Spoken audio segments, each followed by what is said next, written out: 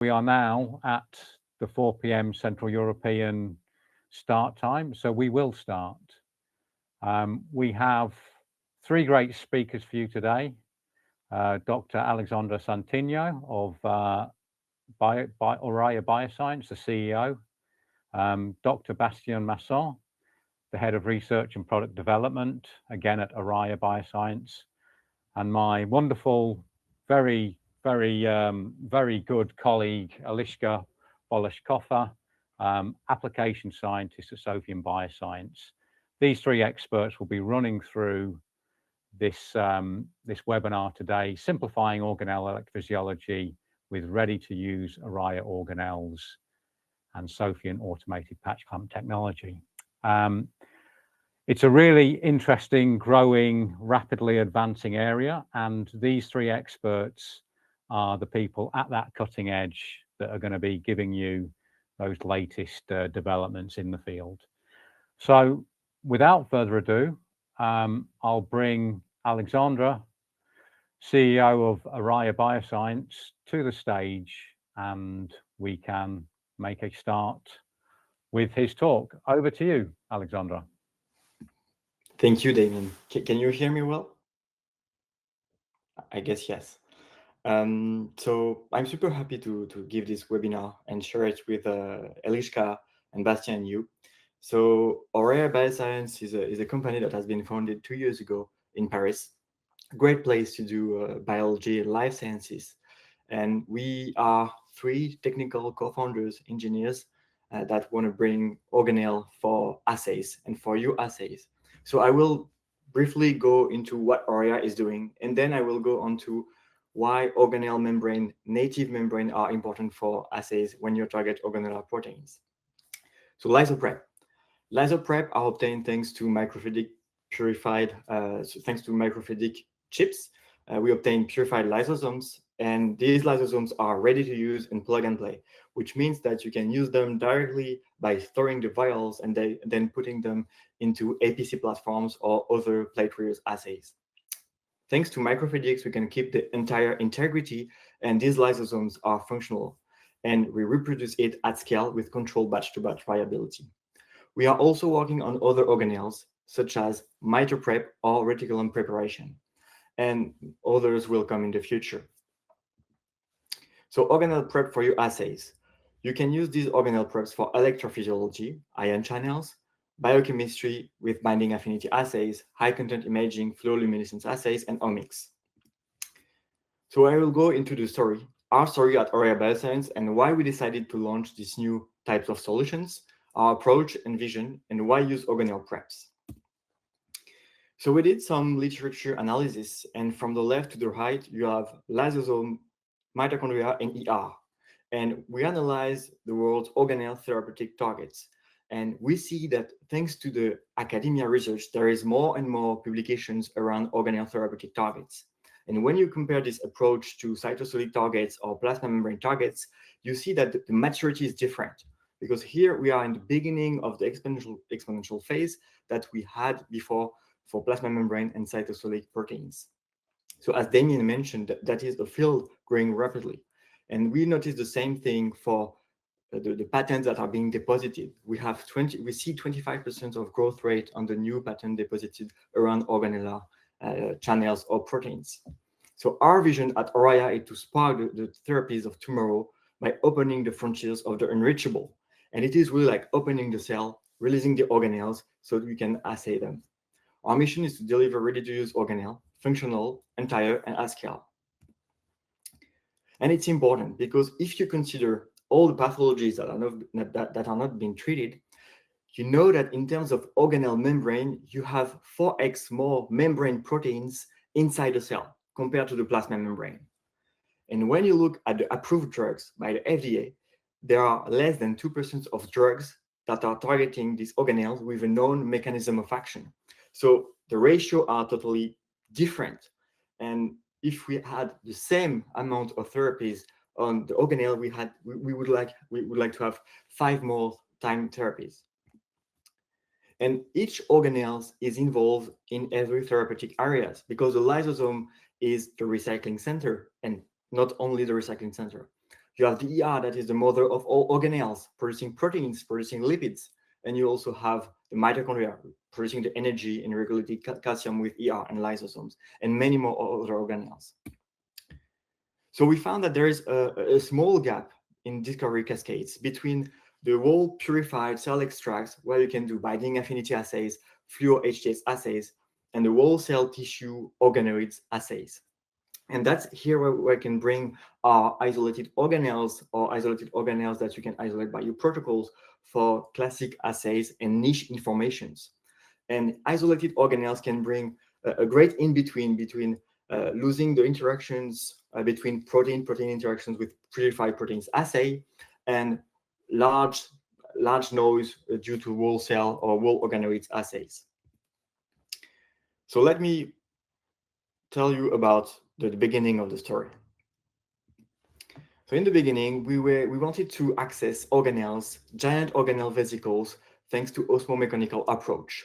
And we found this very tiny knife that with the weakness of the oyster, and we were able to open the cell and release some giant organelle vesicles.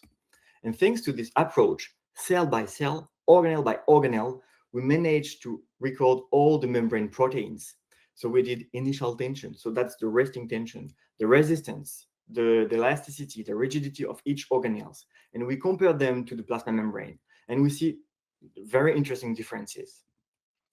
And then we managed to isolate them. So ER, mitochondria, early endosome, late endosomes, Golgi, and also lysosome with some very specific probes and proteins, and we keep their luminal content and their membrane content. After that, between 22 to 25, we noticed all these new publications, these new targets coming out and going public. So we decided to move from cell-by-cell approach to a microfluidic approach, where we do both organelle extraction and lysosome purification, but that's the same for other organelles. And we have these lysosome batches that we put in the vials here. So why use organelle preps? So here I want to insist on literature data and a very specific case in electrophysiology. So you all know there is a very known approach by delocalizing your organelle target on the plasma membrane. And this is a good assay because you can go at higher throughput and you can record directly your ion channels. But what we think here is that both are complementary, and you can bring new native assays on organelles, and it will bring you more important information and complementary informations. So there are 5 points for that. The membranes of organelles are really different in terms of lipids. Also, when you relocalize the target, you create new protein-protein interaction that you don't have normally in your organelle of interest. Regarding the luminal side, we know that there are many binders, protein binders, that are important for ion channel regulation. And the fourth point is you have different types of cluster compounds. Some compounds will have the same effect if you relocalize your target on the plasma membrane and if you have it on the lysosome, for example. Some of the compounds will have an activity on the plasma membrane localized channel, but not on the lysosome, and vice versa. In the last case, you can miss the best compounds in terms of EC50. And the last point, and I think it's maybe the most important if we think about the next wave of new therapies, is that not all the ion channels, not all the proteins can be relocalized on the plasma membrane. So that's why it's important now to think about how can we bring organelle assays in the cascade of screening. And this is the case for ATP13A2, or the same for other membrane proteins in the mitochondria. So in terms of lipids, I just took some different types of lipids and measured the enrichment of different lipids. We know that in the plasma membrane, you have many cholesterol, and that's different for lysosome, ER, and inner mitochondria membrane. And you can see also the PIP lipids that are very specific lipids that you will find for some of them in the plasma membrane and others in the lysosome. And you have others like cardiolipin, very specific lipids that you will only find in the mitochondria. And when you think about these lipids, I found this literature data amazing, because you have some PIP lipids that are specifically in the lysosomes that are known to activate or bind to TRPM1 and activate it. And some of them in the plasma membrane, so the same bit different PIP lipids are also inhibiting TRPM1 in the plasma membrane. So when you relocalize the TRPM1 on the target, maybe there will be kind of a mismatch between these lipids and decrease in activity. We see some papers about arachidonic acid, polyunsaturated acid that you can find in the ER, for example, or in the lysosome. It's not so enriched in the plasma membrane, and these ones are activating TMM175. And you have many examples regarding cardiolipins. Cardiolipins are very specific lipids, as I said. You find them in the mitochondria, and they are known to bind to MCU, the mitochondrial calcium uniporter, for example. And they can activate or inhibit based on how much cardiolipin are bounded to the MCU. So lipids regulate organelle ion channel. Also, the membrane thickness and the lipid domains.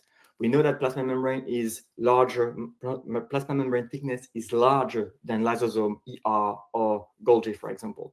And this difference can be up to 10 to 30%. And mismatches can alter channel conformation, gating conductance, or selectivity. And there are some literature showing that.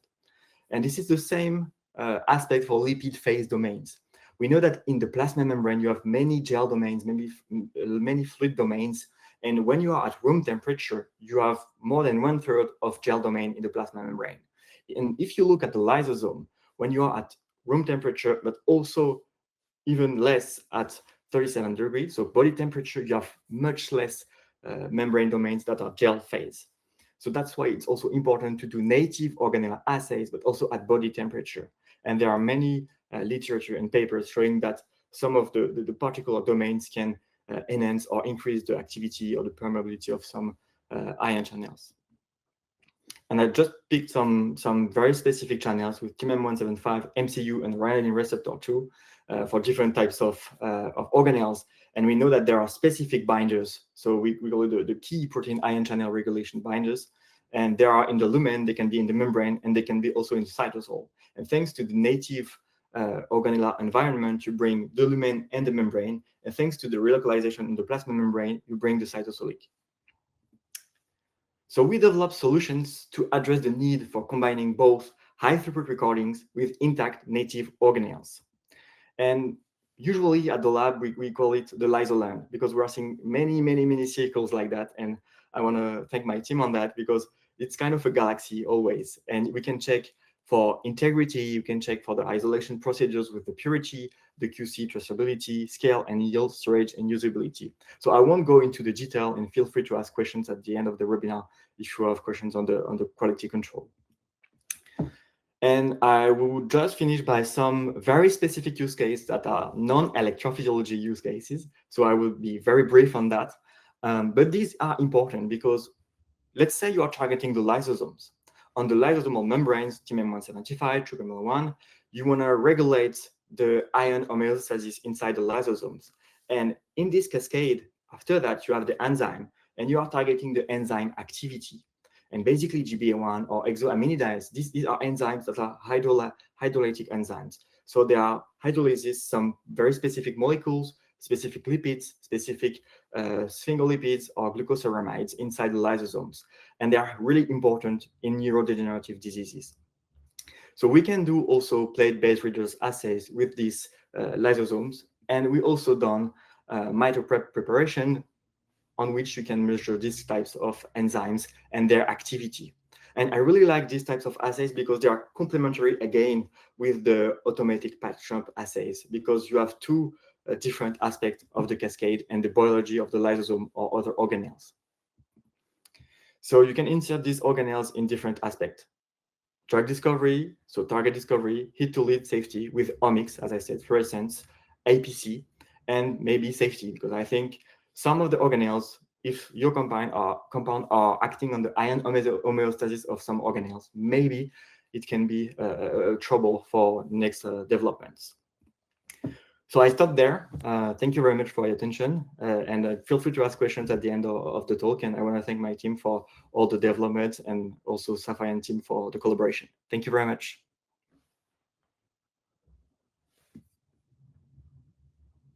Alex, that was great. Just before we head to the second of today's talks, I'll remind you that if you want to put questions to each of the panel, which will happen at the very end, please put them at the into the chat box under the chat tab, and we will collect them all, and we will put them to the panel, even potentially relevant people. If you've got specific people that might be more sort of directed towards these questions, we will put them all at the very end. Next up will be our second speaker of today. Again, one of the people joining us from Oria Bioscience. This is Dr. Masson-Bastien, sorry, Head of Research and Product Development. And he will take over now and give you his part of the talk. And I will leave the stage and leave him to it. Thanks, Damien, for the nice introduction, and Sophion's team for the organization of this webinar. And thank you, Alex, for this great presentation. So good afternoon, everyone. So today I'm going to talk about organelles and about how we can use them and the organelle prep that we do at Oria as a powerful tool to accelerate drug discovery. So when we think about drug targets, we usually think about proteins sitting on the surface of the cells, the plasma membrane. But the reality is that the most interesting biology often happens inside the cells.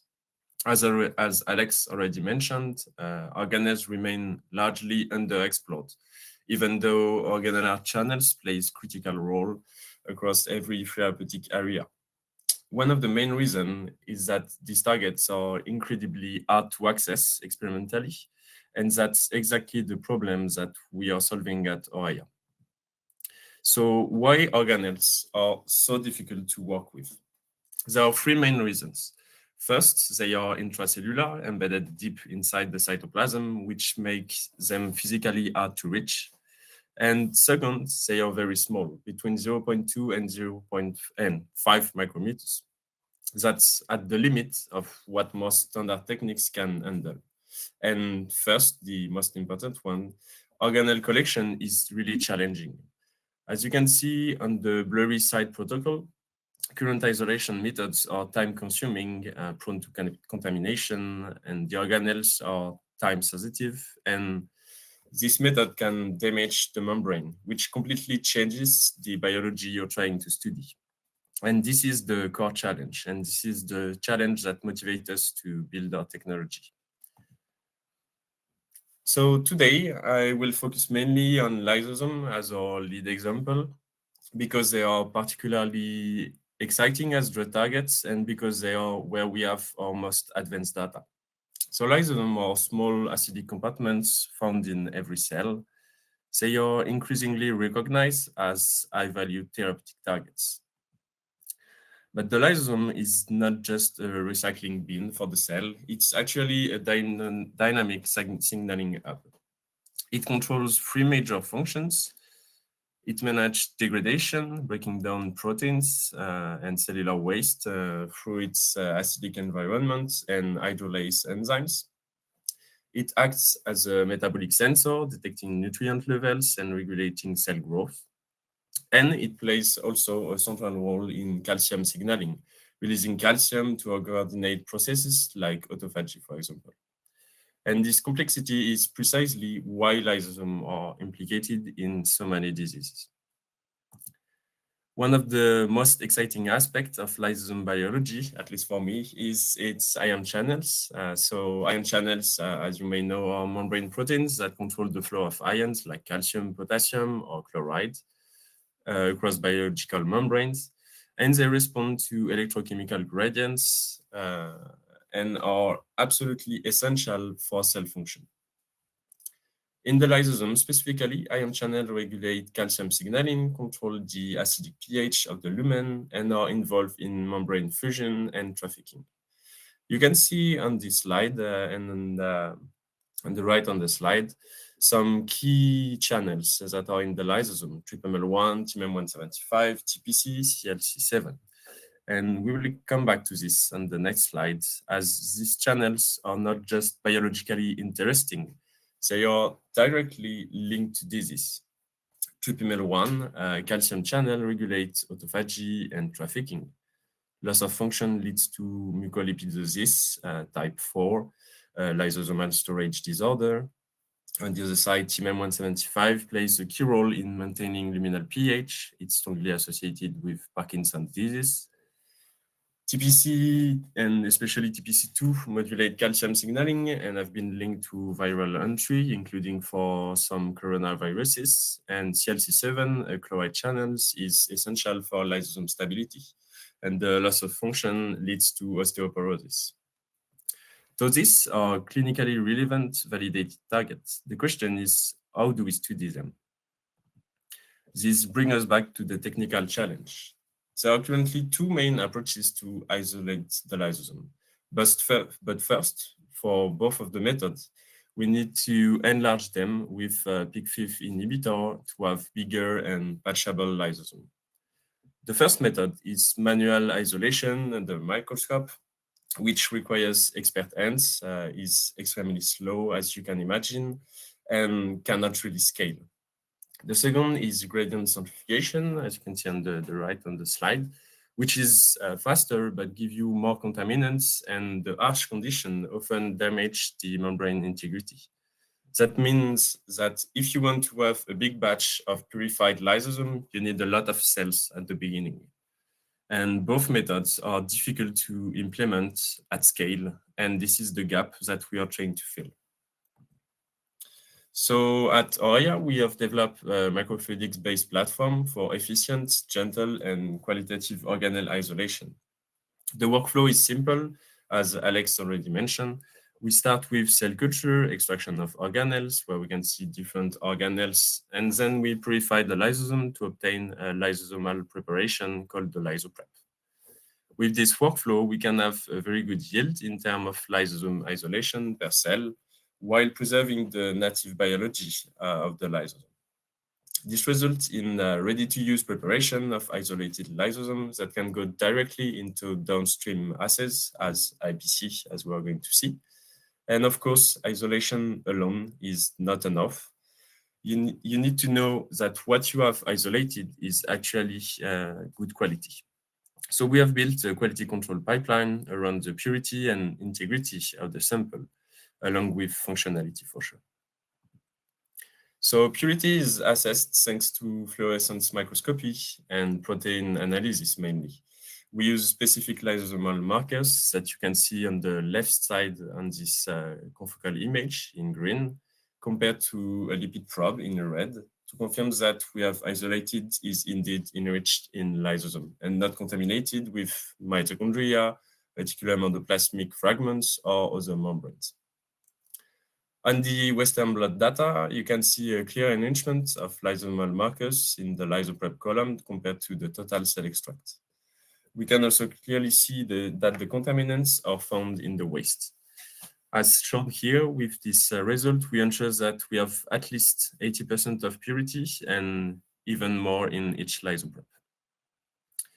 So we have also checked the integrity of the lysoprep thanks to some calcium imaging, as you can see on the left of the slide. We use fluoro4 AM to confirm that lysosome retains their calcium content. And as you can see on the right side, we also have a staining with lysotracker, and as already shown by Alex, we measure the beta-hexosaminidase activity, a lysosomal enzyme that only works in acidic condition. And so together, these results show that we retain the acidic luminal pH after isolation. But now, if we can isolate functional lysosomes, the next question is, can you actually measure ion channel activity in them? This is where our partnership with Sophion begins.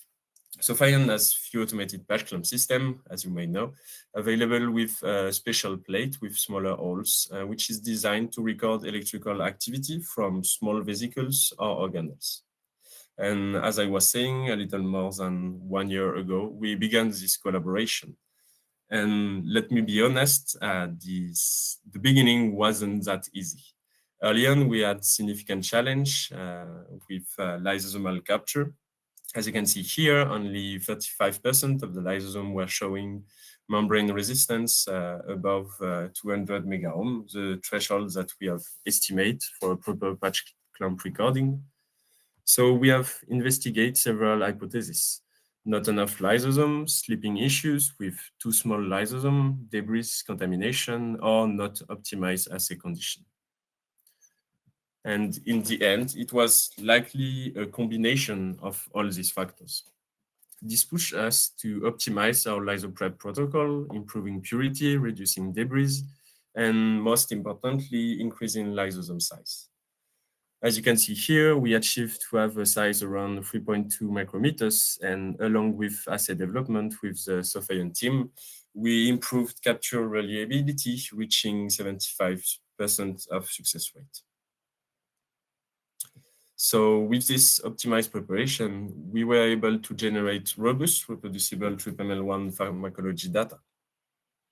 This is summarized in our application report published with Sophience, Breaking Bias in Lysosomal Electrophysiology. And Eliška will talk more about the assay development and buffer optimization for this TRPML1 assays. I would also like to point out that this collaboration is still ongoing and that we are continuously improving both the lysoprep and the assay conditions in order to achieve better results. We are also developing a lysoprep advanced, second version of the product with more purity, more than 90%, and more quality controls that could allow us to have better lysosomal capture. Lysoprep is our most advanced product, but lysosomes are just the beginning for us. And before the talk of Eliška, I wanted to introduce you to two other organelles, the endoplasmic reticulum and the mitochondria. So the same platform logic applies to these organelles. As you can see here, we are also able to isolate mitochondria with the purple arrow in green, and also the endoplasmic reticulum in blue with the blue arrow. But let's talk first about the mitochondria. So the mitochondria is not only the powerhouse of the cells, as you already heard before, I think, but they are also deeply involved in calcium signaling, apoptosis, and metabolic regulation. From a drug discovery perspective, there are over 30 distinct ion channels and transporters into the mitochondria. Most of them are pharmacologically underexplored. And the challenge with the mitochondria is that they have two membranes. So if your channels of interest is in the inner membrane, you need to remove the outer membrane first to access to the channel and so have what we call a mitoplast. It's what we do with gentle removal of the outer membrane, as you can see in the confocal images on the left of the slide, with the outer membrane in green and the inner membrane in red. So our enzyme activity data already confirms strong mitochondrial enrichment compared to whole cell extract. And we will be trying the mitoplast on the APC Sophion system soon. On the other side, we have another organelle, the endoplasmic reticulum, that is the cell's main calcium reservoir. It controls calcium storage and it releases, thanks to IP3 receptor and ryanodine receptor, the calcium, manages protein folding and is the primary site of lipid synthesis. IP3 and ryanodine receptors are among the most clinically relevant ion channels in the body, implicated in heart disease, neurological disorder, and cancer. Yet they remain technically difficult to access for patch clumping experiments. It's exactly the gap that we are trying to fill with the RetiPrep with endoplasmic reticulum isolated from egg cells. We have completed manual validation and are already seeing preliminary electrophysiology results, as you can see here with this IP3 receptor currents recorded in native membranes with a nice current activation by IP3. And as I mentioned earlier regarding the mitoplast, if you are interested on working with mitoplast or reticulum, feel free to reach out Alex or me, and we can discuss this in more details. So let me bring this all together. The lysoprep is our most advanced product for sure. It's validated across purity, integrity, and functionality. And we achieve at least 75% sealing rate on Sophion APC system with 40% pharmacological response on triple-mel1, as Liska is going to show. And we are, of course, still in partnership with Sophion to have more success rate, especially with the LysoPrep Advanced, the second version on the way. We are working with multiple targets, triple-mel1, TMM175, TPC2, and we are also expanding to new cell lines, including sushi cells, iPSC-derived dopaminergic neurons, and plasmacytoid dendritic cells. On the MitoPrep side, we have validated the enzyme functionality with the MitoPlast, and we are coming soon on the Sophion's APC system. And for the RetiPrep, we have completed manual validation with scale-up and APC testing on the roadmap.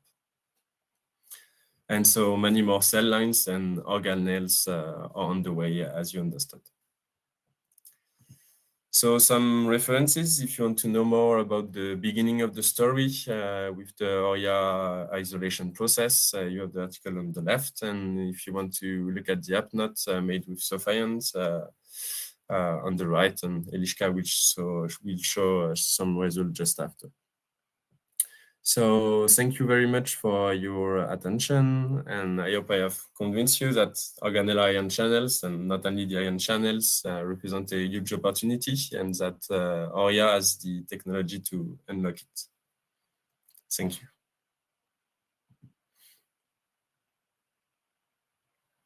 And last but not least will be my colleague, Eliška Vološkova, who will give you the final talk of today, after which we've got lots of questions to answer. So we'll try and get through as many of those questions as we possibly can.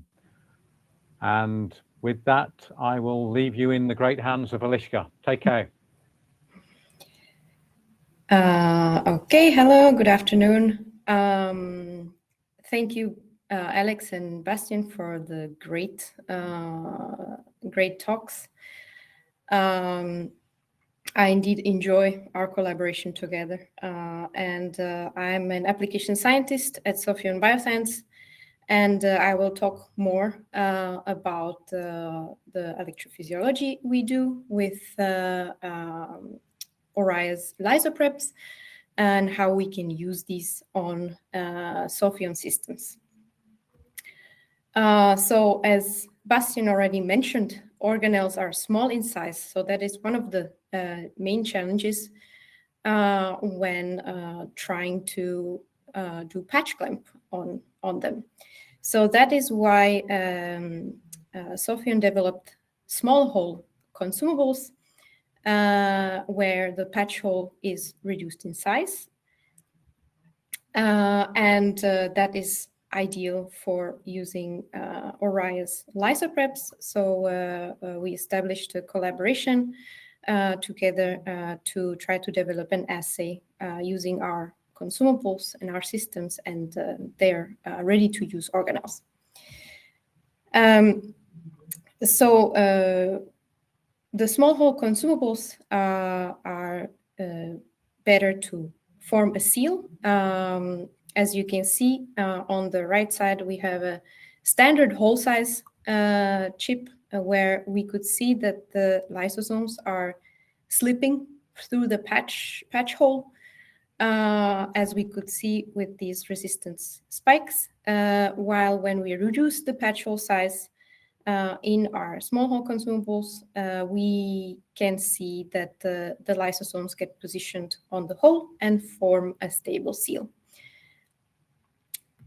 We have these consumables available on all our systems. So that starts with the QPatch Compact, 8-channel system, up through QPatch 16 and 48, and all the way to the Cube 384, which is a 384-channel system. And we call these consumables the high-resistance consumables. So how this all started? We started this assay development on the Cube.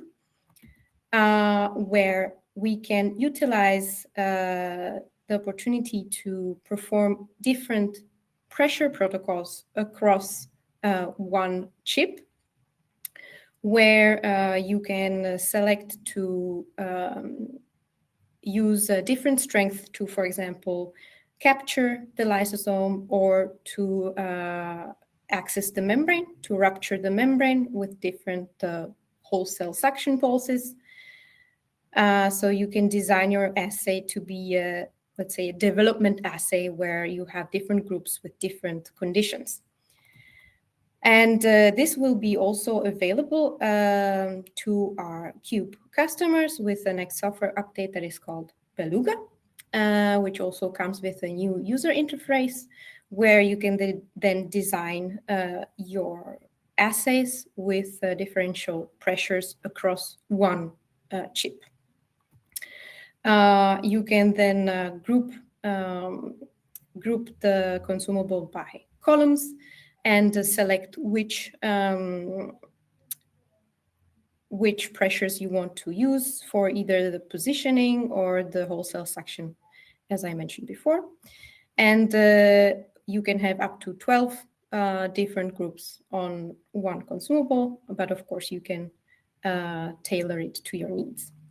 So using this feature of the Cube, we managed to go from around 30% lysosome capture to around 80% lysosome capture, together also with the development from Oria's side on their lysopreps.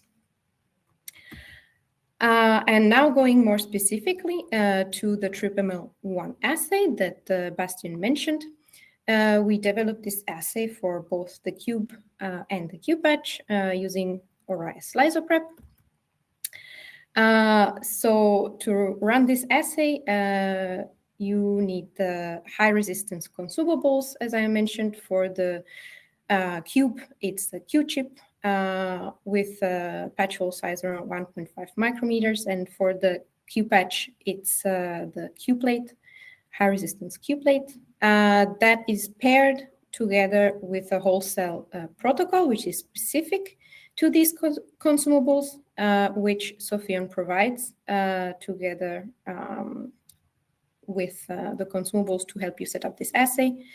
And then, of course, you also need a specific solution pair that is specific for the ion channel of interest here, that is TRPML1.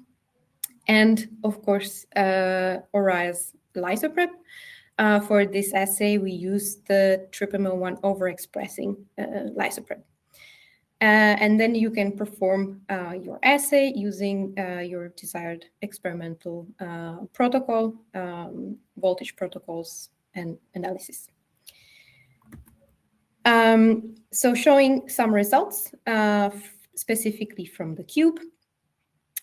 We have a successful lysosomal capture of around 75%, and a pharmacological response to a specific TRPML1 activator, MLSA5, of around 50% of these lysosomes.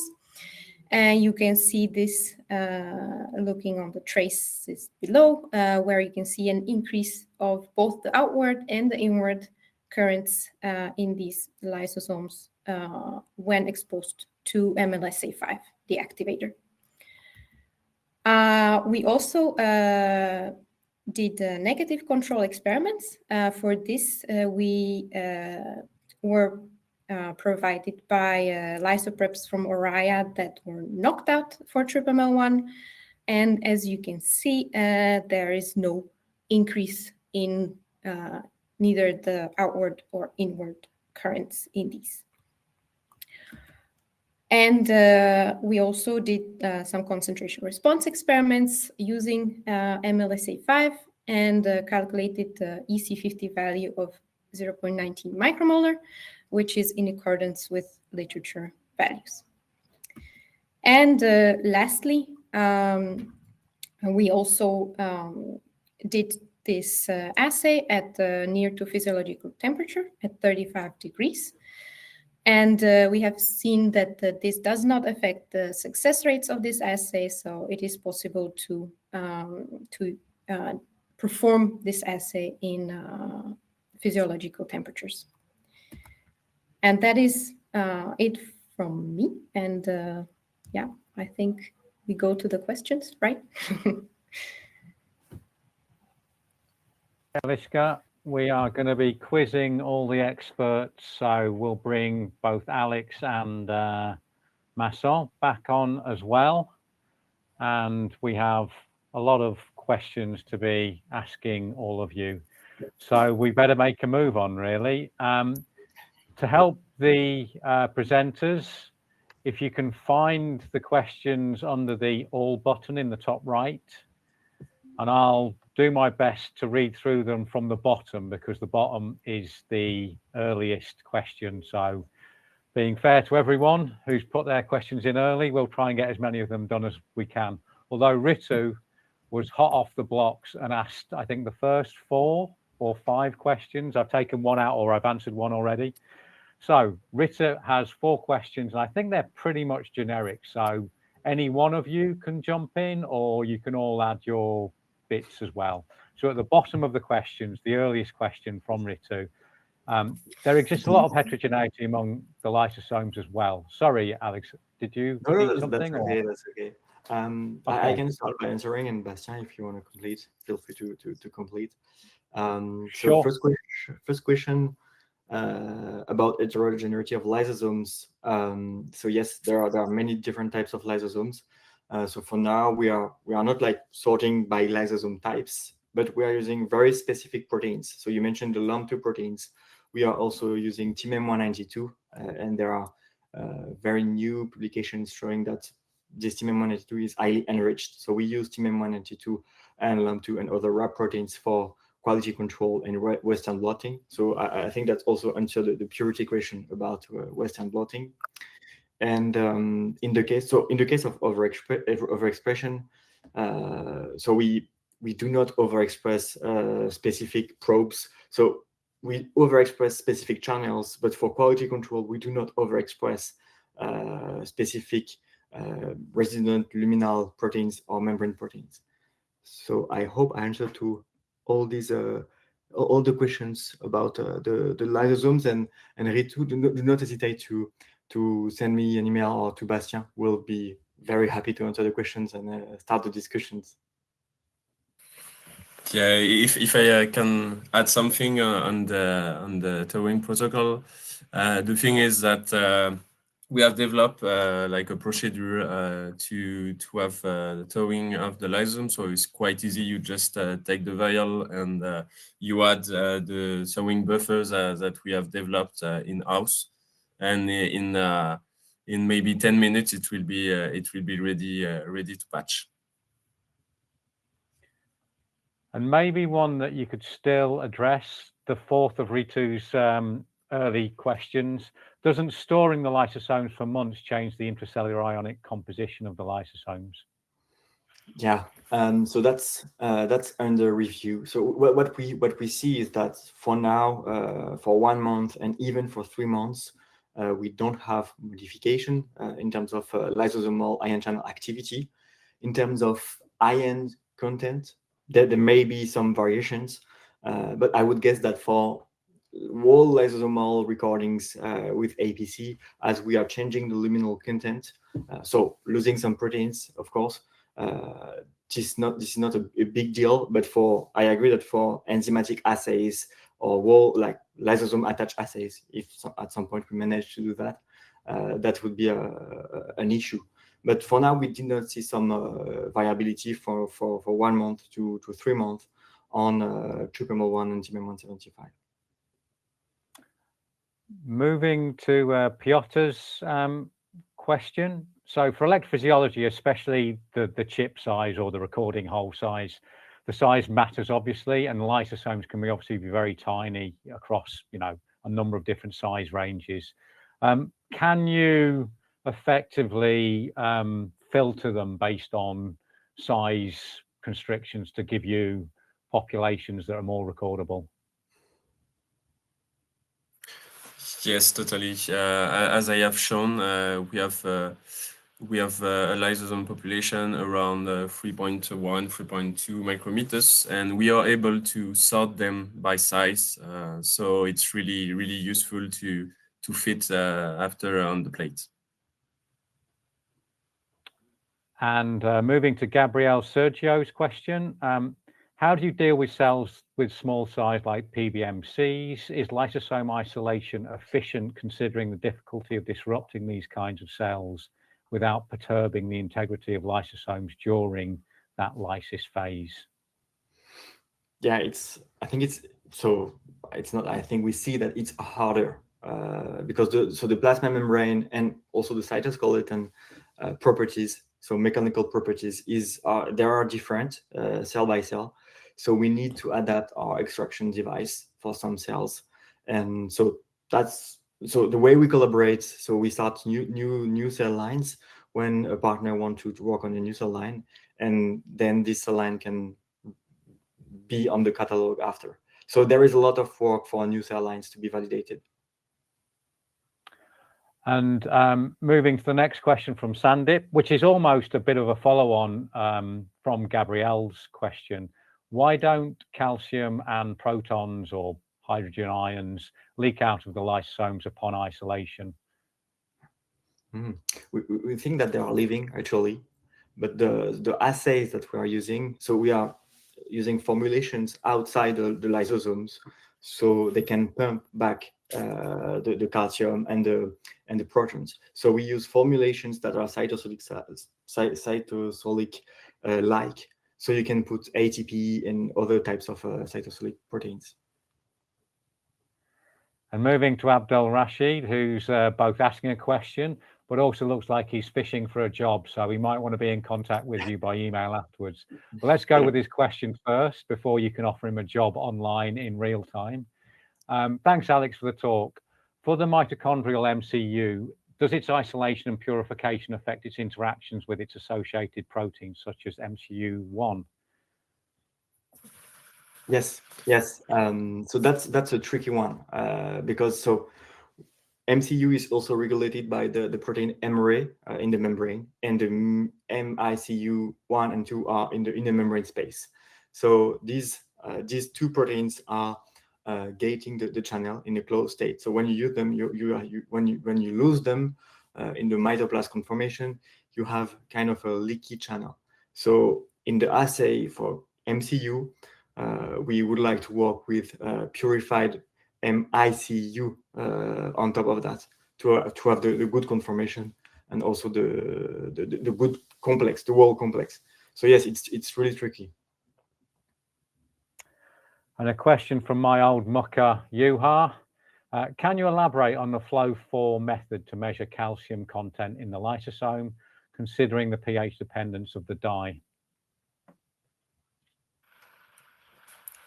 Yes, totally. So yeah, this was really preliminary results. I think we already speak about that with you, Yuha. I think you can also send an email and we can talk about this in private. But yes, it's actually the difficult thing, and we are trying to find a good probe to measure really the calcium inside without the pH dependence, putting that it's lysosome with acidic luminal and inside.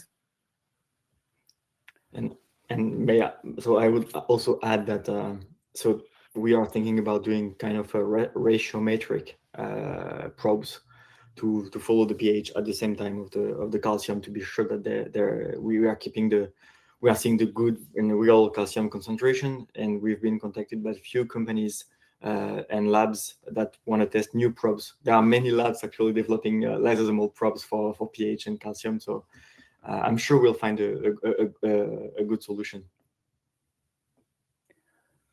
And Gabrielle Sergio asks another question. Does Oria produce lysosome extracts from various cell types other than providing intact lysosomes for experimental analysis?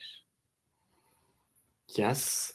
So you can. So I'm not sure to have the question, but I would say you can have the lysosomes and then just break them and have lysosomal extract. So we do neurons, HEK cells, and also PBMCs. So what we provide is organelle preps, so lysosome preps, and then you can have lysosomal extract and perform assays or omics studies, for example. And Ritu asks another question. I think this one could go to Eliska potentially. What is the size of the small hole consumables? What size organelle is optimal for patching? Yes, so I mentioned it in my presentation. So the size is a little bit different for the different systems we have. For the cube, it's the size of the patch hole is 1.5 micrometers, although it is customizable, so we can make the holes even smaller for the cube, if that is something that would be useful. For the Q patch, those consumables are around 1.4 micrometer in size of the hole. And about the ideal size of an organelle, I think always the bigger the better, right? But since we have these small hole consumables, for us, the 3.1, 3.2 micrometer, as Bastien mentioned, I think that fits well with the consumables that we have at the moment. And again, this might be to you, Eliska, and potentially even Masson as well. But does using us, does the standard of seal resistance for successful seals vary across different organelle types? So I can just start with saying that we haven't developed assays yet for the different organelle types, but I'm very much looking forward to it. And again, potentially for you, Eliska, but maybe Masson has also had some experience of this. But Gabrielle asks, because Alexandra had already answered Ritu's question, any difference in current amplitude at 35 degrees centigrade recordings? So that's a good question. What we have seen is that we didn't see any current amplitude differences at 35 degrees compared to 22. But the number of experiments that we have at 35 degrees is not that many yet. So there is for sure more experiments and more analysis to be done in that aspect. And then Yuha asks another question. Have you observed any differences in lysosomes such as EPHIS, lipids, enzyme activity, etc., if isolated from different cell types like recombinant HEK versus iPSC? Yes, the lipids are different from neurons and HEK cells, and so also some proteins. Some proteins are enriched differently. But we did not try for now APC on lysosome from dopa neurons, for example. But we have right now lysosomes from neuroblast, so that's like cells, SH sushi cells differentiated in neuroblastoma cells. So we have a lysosome for that. So if someone want to try this and compare with HEK lysosomes, I would be super happy to see the differences, because I'm sure there are many differences in terms of biochemistry and activity. And Piotr asks, are the mitos in your mitoplast preps, i.e., do you have the inner membrane exposed? And I think you did mention this in some way in terms of how you treat those, but yeah. Yes, but maybe it wasn't so clear. So actually, we can do both. We can have mitoprep for only mitochondria and mitoprep for mitoplasts. So could be really useful to have it to compare both after on EPHIS or other assays. And another question from Sandeep, and this is probably for you people from Oria, since you do a lot of this work in terms of microscopy and biophysical characterization. Do isolated lysosomes attach strongly to cover slips, e.g. for microscopy? They Yes. do, apparently. Yeah, yes, it's possible. Need some treatment. You need some treatment, but it's possible. Okay. And Abdul Rashid, I've just noticed you probably just answered that as well, Alex. So anyway, we've got a double answer for that one. So Abdul Rashid comes back with another question. What is the long-term stability of the mitoprep? We had issues with the stability of our isolation buffer and on our isolated mitochondria. The activity of isolated mitochondria decreases with time of storage of the buffer. Did you also notice similar changes over time? I think we had some ideas around that, and we're not sure about that, Bastien, but there is maybe this like if you have ATP or ADP storage at minus 20 or 80 or even 150, some of the crucial metabolites can be oxidized in few days or few weeks. So like buffer formulations has to be like reproduced at some point. And for now, at least, we look like we may have got through. Oh, here we go. We've got third one just come in. I thought Yun He had taken the last two questions, but we've got a final question from Gabrielle. But I'll go with Yun He's first. Have you compared success rates or ion current between Oria lysoprep and lysosome prep from stable cells by homogenization and gradient centrifugation on the Cube 384? Probably for Alishka, I guess. Yes. So I can say that we haven't done this comparison. Basically we are lacking the centrifuges to do so in our labs. But yeah, it would be nice to see how they compare. But I have to say that with the lysoprep from Oria, it's very easy experiments. So I'm very happy to work with those. And the penultimate question, and we're almost at the end of the hour, so we've done really well to get through all these questions as well. But Yun He has the last but one question. I've heard that it is more suitable to use lysosome patch than plasma membrane patch because of lysosomes physiology environment. How about using stable channel cells, X TRPML, for example, TRPML1, HEC293s, with flipper assay, which uses intact cell method?